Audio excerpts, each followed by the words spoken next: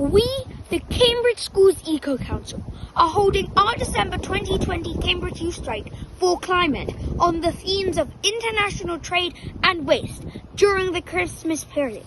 Each year, consumers in the UK use an average of 227,000 miles of wrapping paper, with over 83 kilometres of this ending up in our bins. On top of this, 2 million turkeys, 5 million Christmas puddings and 74 million mince pies are disposed of while still edible, causing almost 270,000 tons of food waste during this widely celebrated holiday. We cannot sustain this. This year, we need to come together and tackle the huge amounts of waste we produce at Christmas. Families can create new ways of being sustainable around the Christmas period.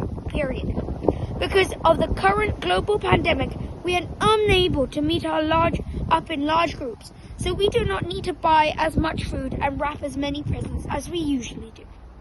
And if large hostels do have guests staying, they do not need to heat rooms or of the house that are left unused. Today, some members of the Cambridge Schools Eco Council are meeting at Castle Mound in socially distant groups to sit in with placards and signs. There are no chants or speeches, only kids sitting down with placards to remind the world of the important climate crisis. We discourage supporters from joining us, as we wish everyone to be safe in these uncertain times.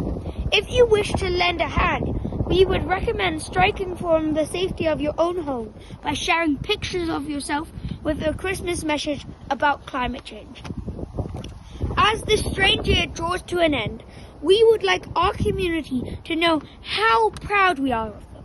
When faced with a pandemic, we have done incredible things purely for the well-being of others around us. We have stayed indoors when we would have liked to have gone outside, managed to keep our hands clean and wear masks, to do our bit in stopping the virus, and stay in touch with our neighbours to make sure they're okay. We have given money, time and energy so we can make it through together. We have treated this crisis like a crisis. That is why it disheartens us that we are still failing to stand up to the climate crisis. While we welcome the UK government's efforts, it is looking very unlikely that the 10-point plan will succeed in its aims to achieve net zero carbon emissions by 2050. The plan ignores the biodiversity crisis and relies too heavily on new technologies, which engineers and scientists warn are unlikely to save the planet.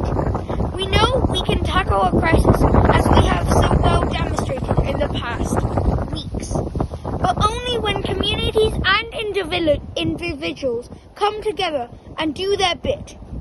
We strike, make our voices heard to fight for the planet and for the survival of humanity. Thank you.